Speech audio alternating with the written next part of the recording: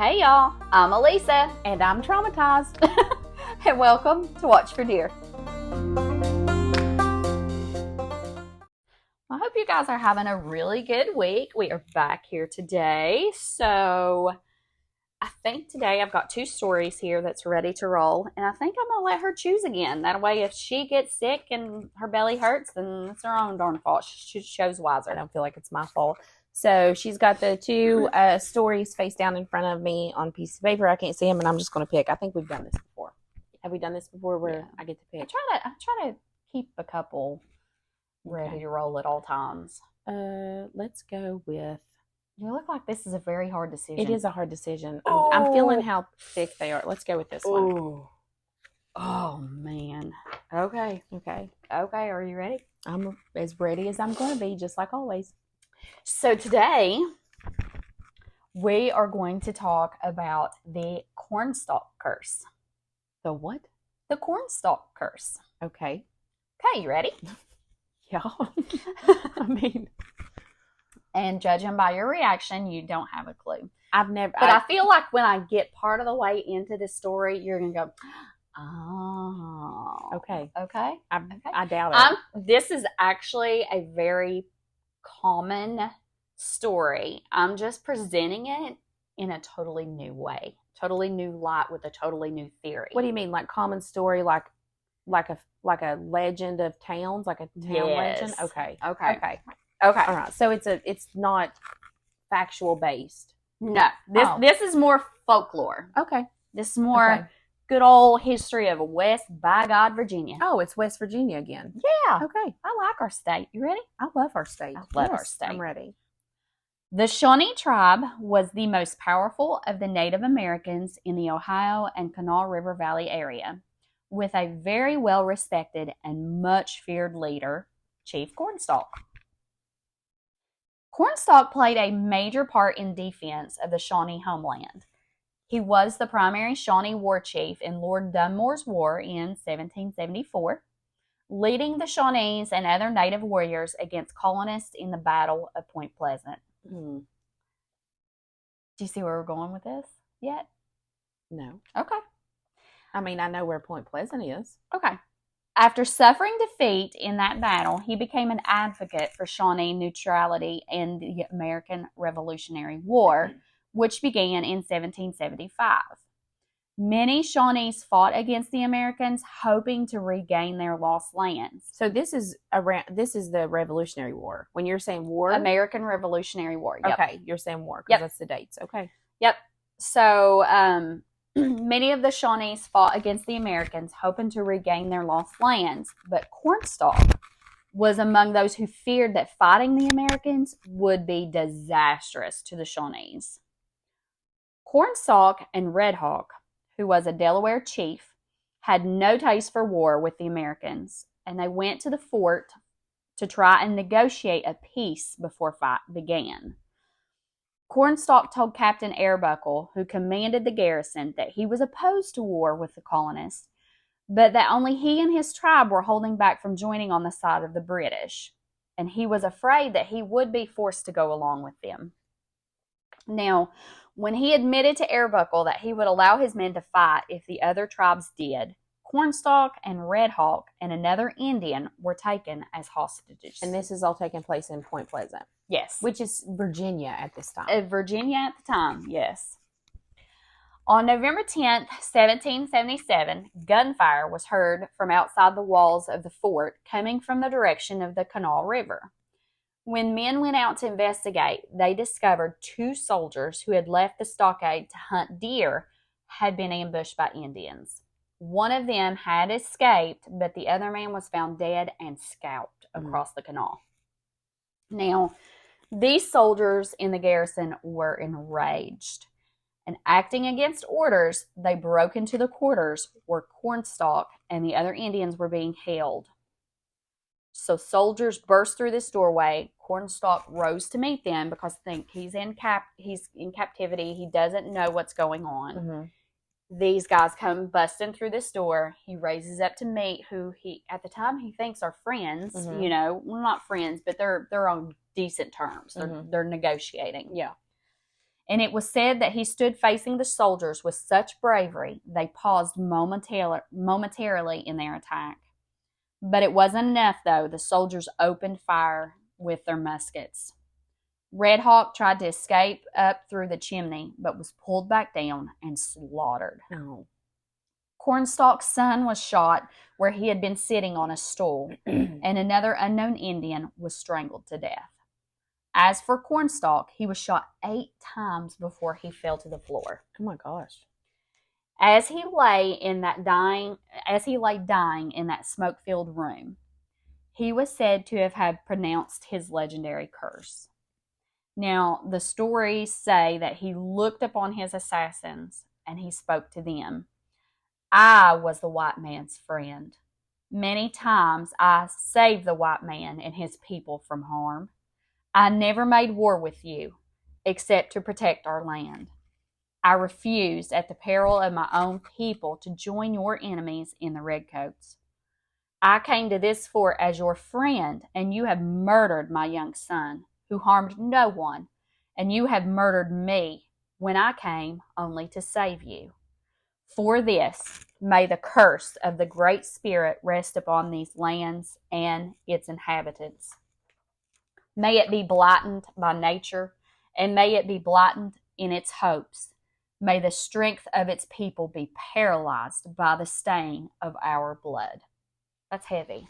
That is heavy. That's heavy. And how did they get all that back then? I mean, he just said that and somebody sitting there writing stuff down. I guess. I'm such a skeptic. I'm such a skeptic. I'm such a skeptic. I mean, they had the history people, Not when back they then, were getting ready to murder a bunch of people. Sitting, writing, taking it down. Okay, taking it down. Okay, maybe so. I'm a skeptic, but whatever. Go ahead. Cornstalk was buried. No, ma'am. God bless. It is not buried. What? It's not buried. Cornstalk was buried. Thank you. That sounds so stupid. No, it sounds correct, Elisa. It sounds correct is what it says. So go ahead and back that sentence up and start again and say buried. Cornstalk was buried near the old fort and lay undisturbed until 1840, when his remains were moved to the grounds of the Mason County Courthouse. In 1950, a new courthouse was built, and his remains were moved again to, now I'm going to try this, but I'm probably going to butcher it. If it's a hard word. To Indy Park. Okay, if it's a hard word, you're allowed to mess it up. Okay, thank you. But a common word. Like buried? Like buried, no. So, it is said by this time that all remained was 3 teeth and 15 pieces of his bones. So they're saying by the time they moved this poor Indian chief, all they could really find that was left was a few teeth and some bones. So obviously when they kept moving him before, they didn't take all of him. No. Okay. No. So he's scattered all over He scattered all over Point Pleasant. Okay. Yep. Numerous tragedies have happened since Cornstalk spoke the curse upon Point Pleasant. So on December 6th of 1907, 310 coal miners were killed in Monaga, West Virginia. Is that in Point Pleasant? I guess it's around Point Pleasant. Okay. On June 1944, 150 people were killed by a tornado. Mm-hmm. December 1967, the Silver Bridge collapsed. Yeah, I know about that. Killing 46 people. They made a movie about that. August 1968, Piedmont Airlines crashed, killing 35 people. November of 1970, Southern Airways crashed into a mountain, killing 75 people. Oh, that was... When did you say that was? 1970. That was the Marshall plane crash, Lisa. Mm-hmm. Yeah. Right? Yeah. Yeah. Yeah, we're talking about the area around Point Pleasant. Okay. March 1976, Point Pleasant was rocked by an explosion at the Mason County Jail. January of 1978, a train derailed, dumping thousands of gallons of toxic chemicals, causing local wells to be abandoned. April 1978, a scaffold collapsed in St. Mary's, killing 51 men who were working on the Willow Island power plant. Now, I'm going to talk about 2 of these disasters that are more common knowledge, and everybody around our region knows who the Mothman is. Yes. Where did he come from? He didn't, because it's not real. Oh, such a skeptic. I'm just saying, he didn't come from I tell you where he came from. The imagination of some bored people that live in Point Pleasant, West Virginia. Are you ready to hear Mothman's origins? Are you telling me that it's the Chief Cornstalk? Is that what Are you ready? Yes, I'm ready. The Shawnee rock drawings that still exist today include depictions of a large bird-like creature with large saucer-like eyes known as the Thunderbird. The Thunderbird was a servant of the Great Spirit. Well, that's a better name than Mothman. And it lived atop the hills and mountains. It was huge, and according to the legend, it could cause wind and the sound of thunder with its wings and lightning by blinking its huge eyes.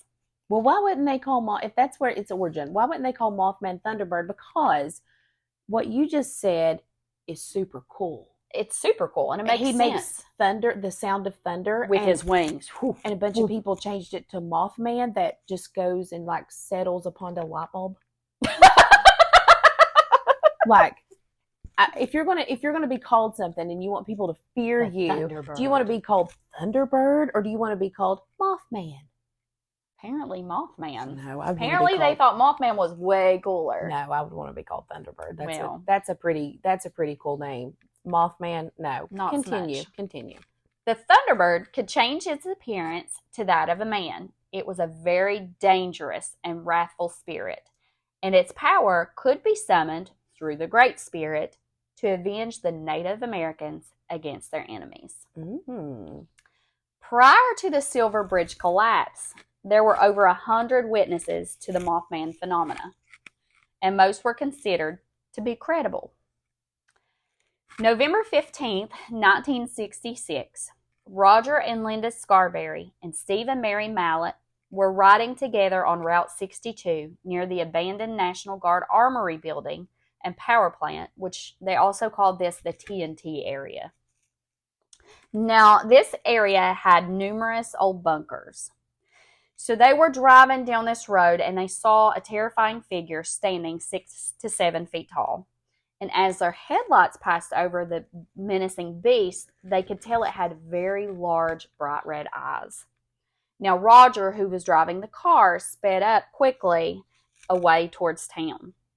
This creature followed them, rising straight up in the air like a helicopter, and then it pursued them, sometimes flying at over 100 miles per hour. The Point Pleasant Register reported this incident in the paper, and the townspeople began arming themselves with shotguns and rifles, because that's what we do. Yes, when a fictional That's what we thing do. We starts protect. chasing us at 100 miles an hour, Yes. that's exactly If what we something do. that big chased you, Mhm. you would go straight to your gun. You know you would. Well, sure. If something sure. like that chased, I absolutely would And go then you'd straight be a to mine. believer, wouldn't you? If something chased me, okay, if I saw that, Mhm.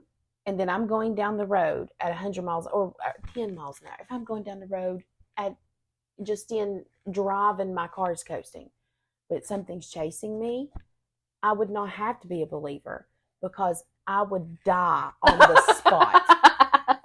Right there. She's right like, there. I'm dead. Right there. And then nobody would ever know what happened because, like, I'm telling you, that would be You'd the have a end heart of it. attack. Well, sure. You know me. That'd be it. That'd be it. Residents would also talk of this same creature appearing before them on remote roads or even in their own yard, sometimes peering in their windows with these large red eyes.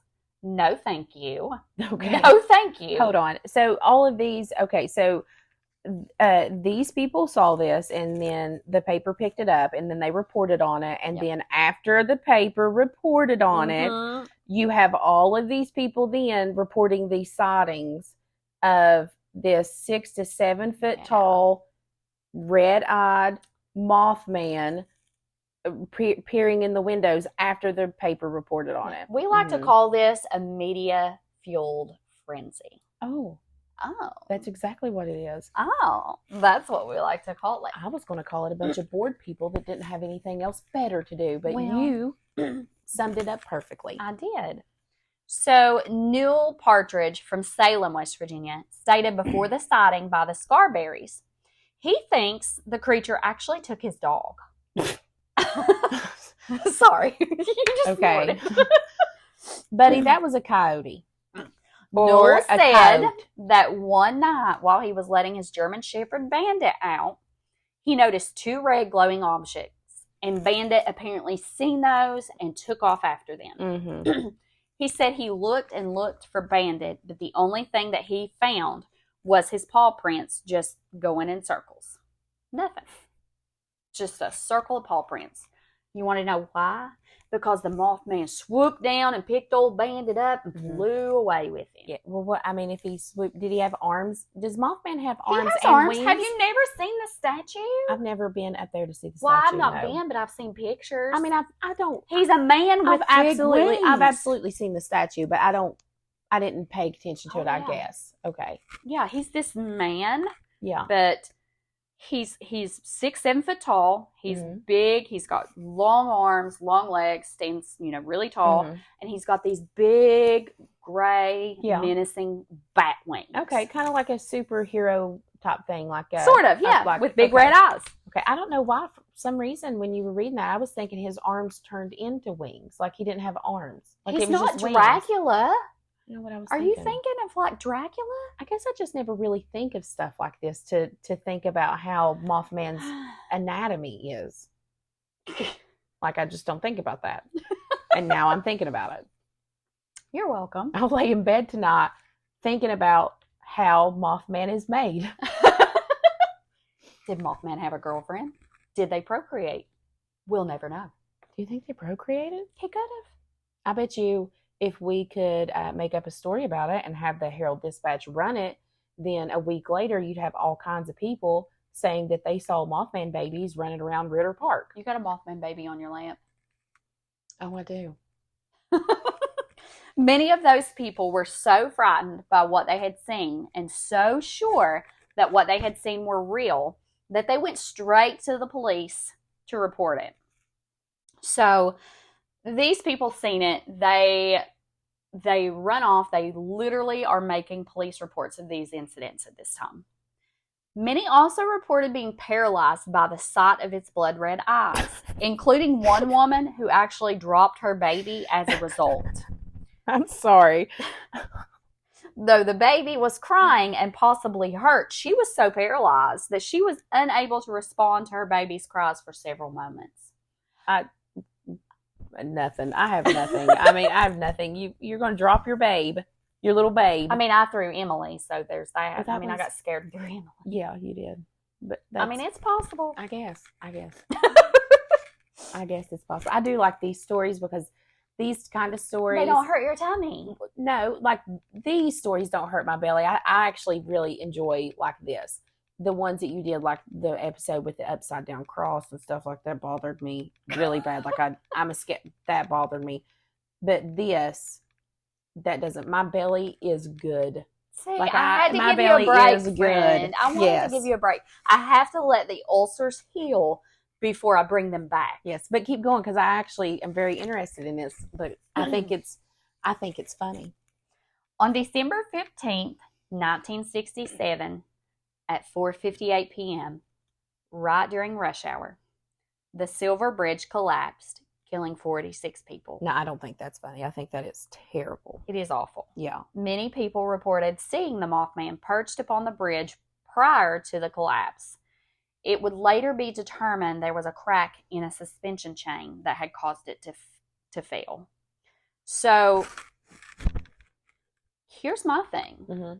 The Mothman / Thunderbird could move the wind with his wings. Yeah. Mothman could not. Thunderbird could. Thunderbird could. Mothman can't do anything but follow light. Let's change his name to Thunderbird. Thunderbird. I like Thunderbird. Let's call him Thunderbird. I think it's more. I think it's more possible that he was Thunderbird than Mothman. And it makes sense. The Thunderbird theory makes sense. Yeah. Now, there were also electrical interferences with automobiles and TVs. Many believe the Mothman was actually the Thunderbird, especially since paralysis related to the color of blood is actually mentioned in the Curse of Chief Cornstalk. I'm going to read, quote, "May the strength of its people be paralyzed by the stain of our blood." So, many in West Virginia believe Mothman was really Thunderbird and that it arose to exact the vengeance of Chief Cornstalk. See, the Native Americans had been driven to the Ohio side of the river by the white man. So many Native Americans were killed in that bloody battle that the Ohio River and its banks turned blood red. So about 200 years to the day before the Silver Bridge fell. So this curse, this Cornstalk curse, coincides with the Silver Bridge collapse. So the blood of his people, like the red eyes, that's when they get paralyzed? Yep. Also, I have a little trivia for you. Ohio is a Native American word that means beautiful river. They would yell, "Ohio." There you go. I thought that was like the football team. OH. No. Oh. No, Lisa. No? No. Ohio means beautiful river. That's what they would yell. That is pretty nifty. Yeah. I did not know that. There you go. There's your teacher trivia for the day. So after the bridge collapsed, that was the last of Mothman. He was gone. So a lot of people think that the Mothman was a semblance of bad things to come. Mm-hmm.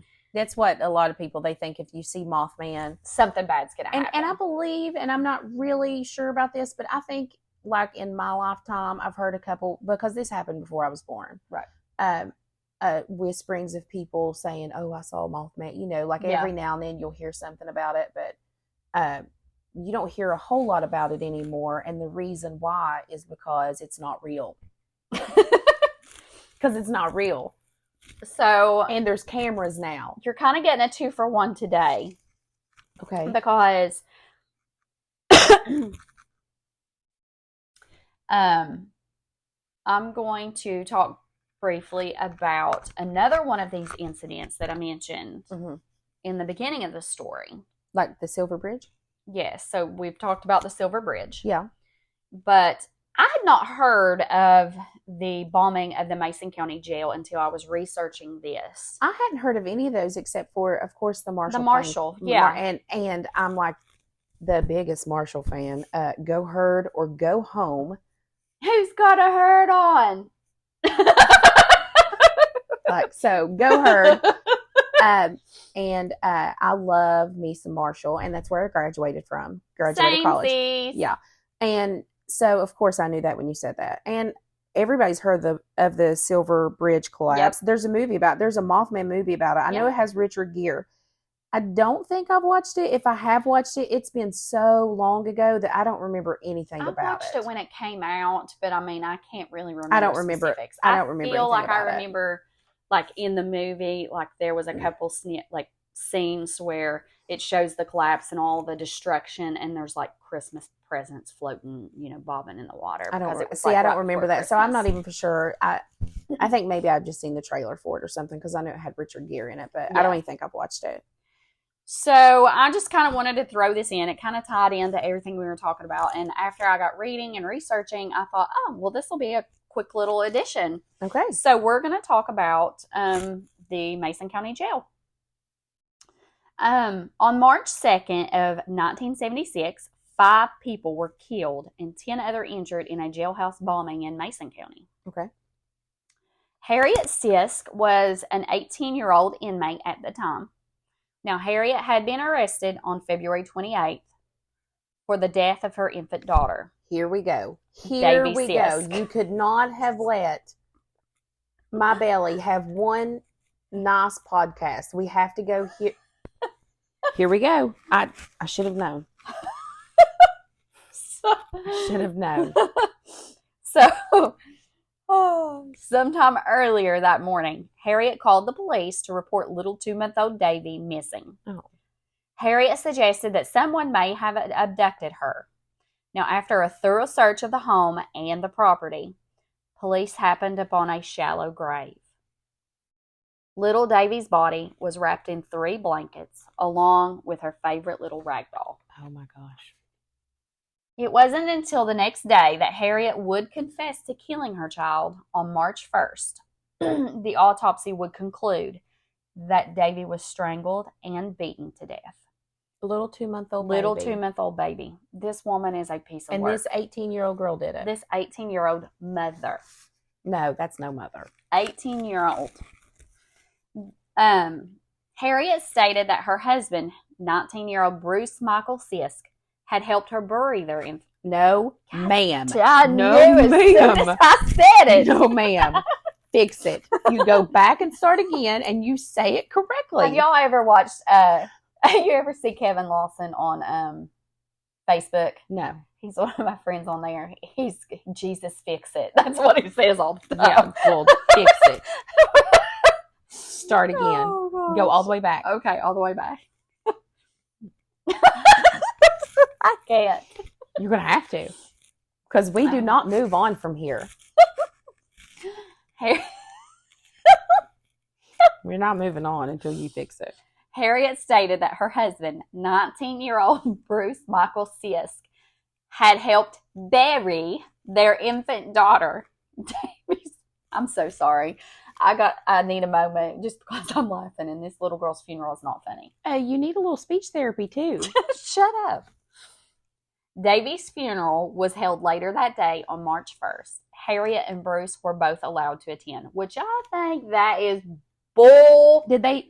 Well, crap. But did they know that she had killed the baby by the end? Confessed. Right after she did it? Yes. So they let her out of jail to do it? To go to the funeral? Yes, they did. They let her go to her baby's funeral. Yeah. I think that's bull. I think it's bull. I think when she killed that baby, she had lost all her rights to attending that kid's funeral. She should not have been there. Now, on March 1st, the day after the funeral, Bruce came in to visit his wife. They had a quick little 10-minute, hushed conversation, which was confirmed by Harriet's cellmate, Alice Misson. Now, around 10 p.m. later that evening, Bruce would come back and enter the Mason County Jail with a sawed-off shotgun and a briefcase. He held jailer Charles Anson at gunpoint and demanded he be let into his wife's cell.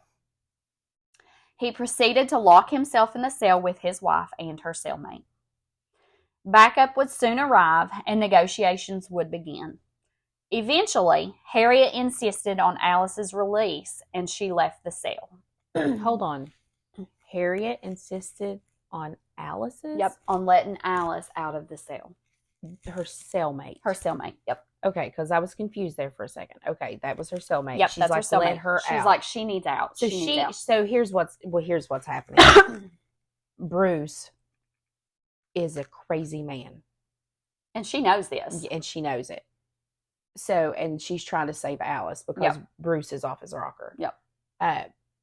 Because some bad stuff's going to happen.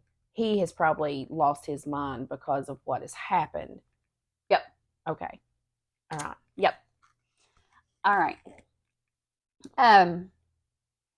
Eventually, Harriet gets Alice released. She persuades Bruce to let her out. Well, maybe Alice shouldn't be released. What is Alice in there for, Lisa? I don't know what Alice did. I didn't go that deep. All right. Alice then told State Trooper Lloyd Akers that Bruce had told her, quote, "Have the building clear by morning or you'll be sorry." Oh.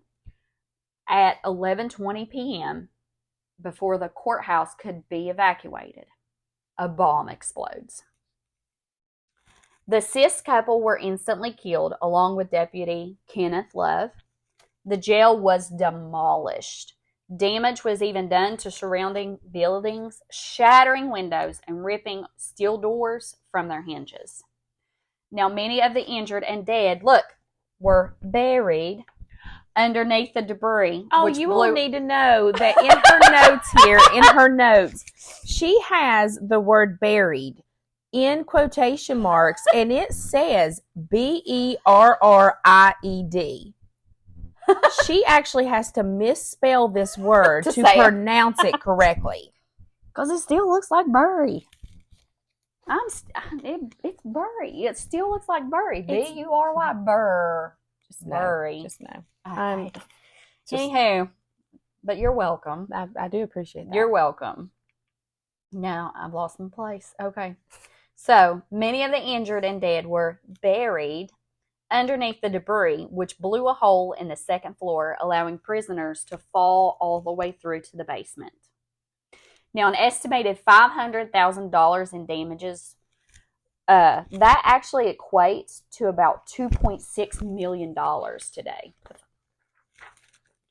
Upon investigating, officers searched the home of Bruce and Harriet. A suicide note had been found at their home and concluded that the attack was actually part of a suicide pact that the couple had made. Oh.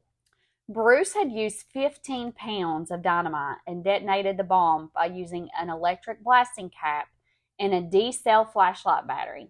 Now, initially, the investigators thought that he may have detonated it by shooting it with that sawed-off shotgun, but that was not the case.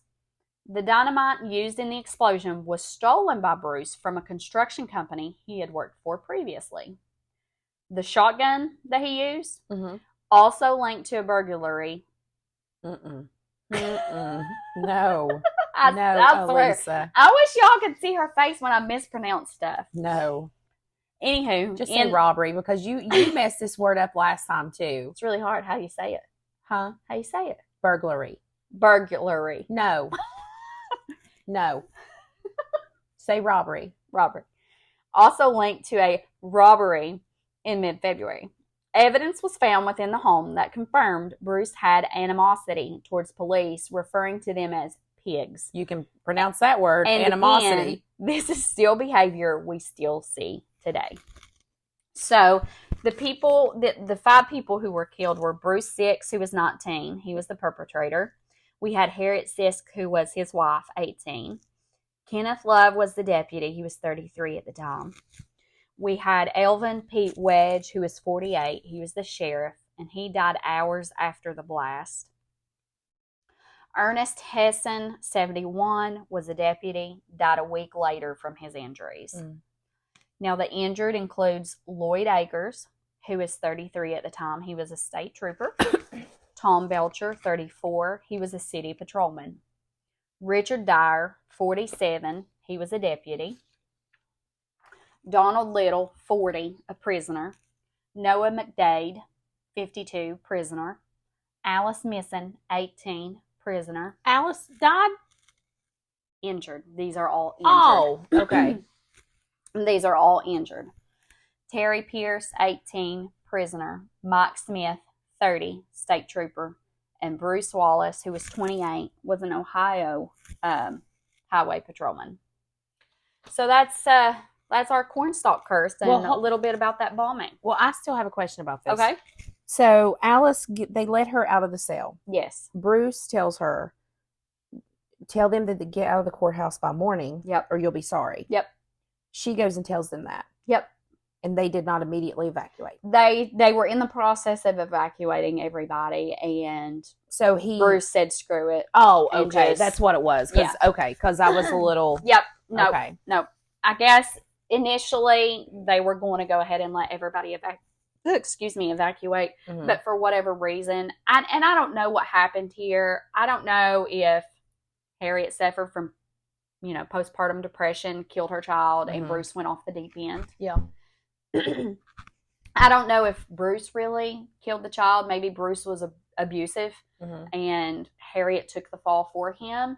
And maybe he was afraid that she was going to rat him out, so he kills them both. Yeah. I'm not sure what really happened. I don't know that we'll ever actually know the truth I think why he did that. I think we do kind of know the truth. I think Alice killed her child for whatever reason. Alice. Or not Harriet. Alice. Harriet killed her child for whatever reason. And it doesn't matter what your reason is. You kill a child, you're scum. She goes to jail. Yep. Bruce loses his mind. Because he loses his wife and his precious little two-month-old baby. Yep. And he doesn't want to live anymore. And he thinks that Harriet needs to die also for what she did. What's she done? He can't live without her. He can't live with what happened. Harriet doesn't need to live anymore. So he goes in and he has a bomb But my thing is about this, why not just kill Harriet and then kill yourself? Why? And here's my theory on the Alice bomb. to tell them to get out of the courthouse. It's almost like he doesn't want to hurt. He doesn't. Anybody. I don't think so. So why would he say that? He's psychotic. Here's what I think. I think that Alice got out. She told them that. Mm-hmm. And before they could evacuate, I think what possibly could happen, Harriet goes crazy and grabs the detonator and blows it. Oh, you think Harriet grabbed? I think Harriet could have potentially, because he was struggling with his decision, and I think he was like, okay, make sure everybody's out.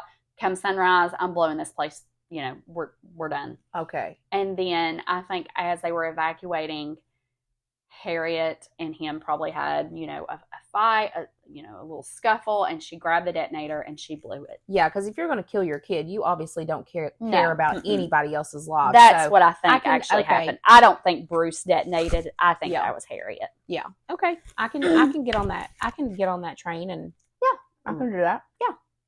So was the curse of Chief Cornstalk complete? No, it wasn't complete because it never happened, because it wasn't a thing. What was your thought on the Thunderbird being the Mothman?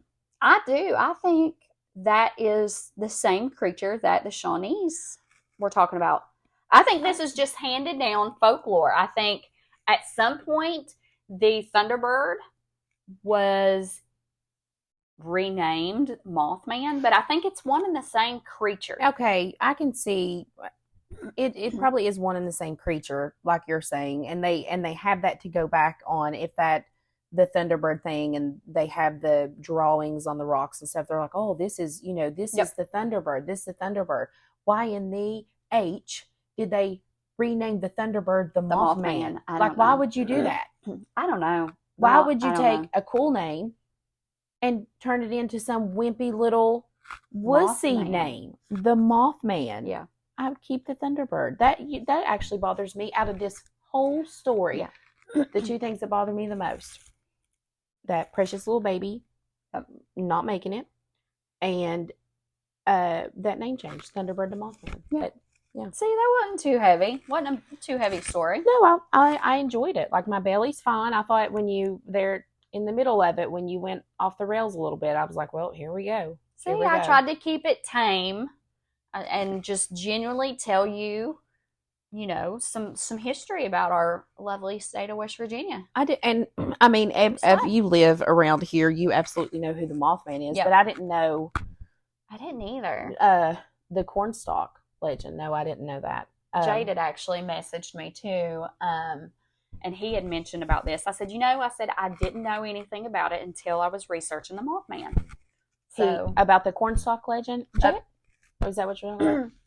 I didn't know about the jailhouse bombing until I was researching the Cornstalk legend. Okay. And it had the list of all the, the tragedies that had happened. Yeah, but I mean, that stuff doesn't happen over curses. There's no such thing as curses. There's just bad people in the world. There's just bad people in the world, and sometimes bad things happen to good people, and sometimes bad things happen to bad people, and sometimes good things happen to bad people. And there's nothing you can do about it. It has nothing to do with a curse. Nope. I agree. Well, I hope you guys liked this episode of Watch for Deer. Please be sure to let us know what you thought. If you have any suggestions on things you would like for us to cover, email us at watchfordeerpodcast@gmail.com. Follow us on Instagram at watchfordeerpodcast. Go like and follow our Facebook page, Watch for Deer Podcast. Be sure to like and follow, subscribe. Those are what gets our views up and helps the podcast grow. So we hope you all continue to listen and enjoy the episode. Y'all be safe. And watch for deer.